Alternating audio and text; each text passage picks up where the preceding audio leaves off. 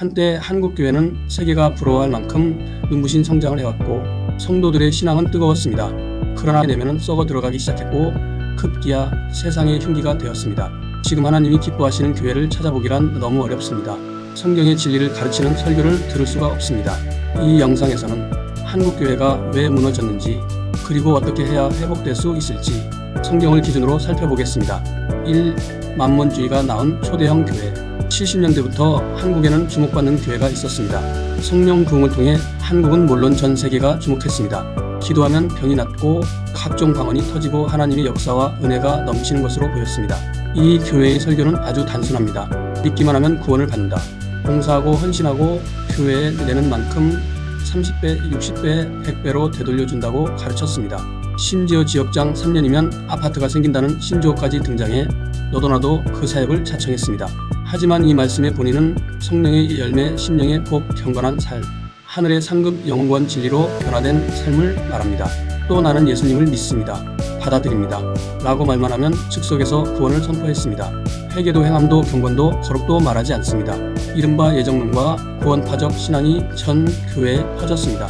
그러니 나는 예정된 자다, 선택된 자다 라며 근거 없이 구원받았다고 착각하게 만들었습니다. 설교 말씀은 기승전결 물질적 축복이었습니다. 기복신앙에 더하여 주술신앙도 기승을 부렸습니다. 돈 내고 헌금하면 복 받는다. 교회 헌금은 가장 확실한 투자다라고 했고 예수님 시인으로 구원받고 봉사하면 구원이 유지되고 천국의 상까지 받는다는 식이었습니다. 그러나 성경은 이러한 만몬주의 신앙을 강력 경고합니다. 돈을 사랑하는 것이 일만 악의 뿌리라 했습니다. 교회를 통해 돈을 번다는 인식이 퍼지자 각종 사업을 위해 돈으로 장로를 삽니다. 수천만 원을 내야 장로가 됩니다. 기도도 예배도 봉사도 임직도 다 돈이었습니다. 2. 초대형 교회의 모델화. 교회의 외형은 화려하고 수적 성장을 했지만 교회 내부는 썩을 대로 썩어갔습니다. 그러나 많은 교회들이 이러한 외형적 성장을 모델 삼아 탑습하기 시작했습니다. 성공한 대형 교회를 모방한 중소형 교회들 역시 초대형 교회의 값싼 복음만 전수받았습니다. 어떤 목사는 초대형 교회의 설교를 달달 외워 설교하는가 하면 목소라는 물론 외모까지 닮으려 했습니다. 이때부터 한국교회는 만몬주의 신앙에 빠져 설교가 병들기 시작했습니다. 신앙의 본질을 잃는 설교를 들은 교인들의 삶은 참된 회개나 거룩과 경건의 모습은 찾아볼 수 없습니다. 3. 교회의 타락과 그 실상. 목회자들의 성적 부정, 재정 부패, 교회의 세습, 교회 매매, 하나님의 집이 기업보다 더 상업화되고 말았습니다. 세상은 더 이상 교회를 빛과 소금으로 보지 않습니다. 세상이 이렇게 볼 진대 거룩한 하나님은 교회를 어떻게 보실까요? 4. 성도들의 타락과 죄에 대한 무감각. 목사는 물론 성도들까지 죄에 대한 두려움이 사라졌습니다. 그들의 교리는 회개가 필요 없는 구원파적 예정론을 갖고 있었기 때문입니다. 그러나 요한일서 3장 9절은 말씀합니다. 하나님께로부터 난 자는 죄를 짓지 아니하나니 회개 없는 구원은 없습니다. 그럼에도 교인들은 이미 구원을 받았다고 말합니다. 확신을 가져야 한다며 구원의 확신을 가지라고 세뇌를 시킵니다. 5. 11조와 헌신을 구원의 열매로 착각. 교회에 바치는 11조와 각종 헌금 봉사와 헌신을 구원을 유지하는 방법이라고 가르칩니다. 또 11조를 바치면 복받는다고 말합니다. 그러나 신약은 말합니다. 율법이 바뀌었고 제사법은 폐지되었다. 600여 가지의 율법도 11조도 예수 그리스도를 통해 폐지되었고 하나님께 직접 나아갈 수 있다고 말합니다. 다만 하나님을 사랑하고 이웃을 사랑하라고 말합니다. 6. 교회 세습과 매매의 현실. 목회가 사명이 아닌 세습과 권력의 자리가 되었습니다. 교회를 세습하고 사고 팔리는 세상이 되었습니다. 그러나 구약시대의 예수님은 성전에서 장사하는 자들을 크게 책망하셨습니다. 하나님은 이런 교회를 결코 교회라고 하지 않습니다. 7. 이 모든 것이 세상에 드러남.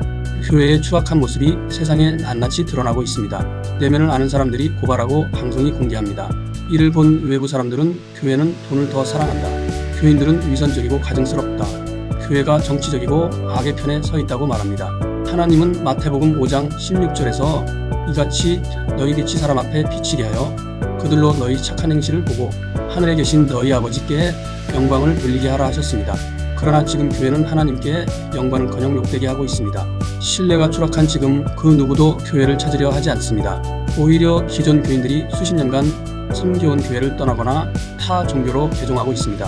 한때 1200만 명을 자랑하던 교인 수는 최근 절반까지 줄어들었습니다. 그나마도 젊은이를 찾아볼 수 없습니다.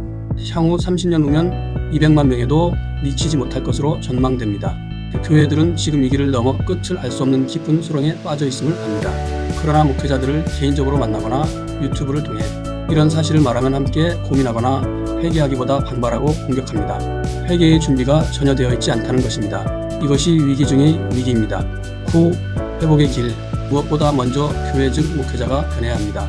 그러기 위해서는 회개가 필수입니다. 회개 없이는 변화도 없습니다. 그리고 만몬주의와 상업주의에서 벗어나 성경 진리 중심으로 돌아가야 합니다. 믿음에는 반드시 회개와 순종이 따라야 합니다. 십자가 없는 믿음은 가짜입니다. 행함 없는 믿음은 죽은 것입니다. 목회자들은 성도들에게 순종하라 할 것이 아니고 자신들이 먼저 말씀에 순종해야 합니다. 십자가 보혈로 율법은 사라졌다며 신약의 율법인 이웃사랑을 가르치지 않습니다. 성경은 말합니다. 행함 없는 믿음은 죽은 믿음이라. 야고보서 2장 17절.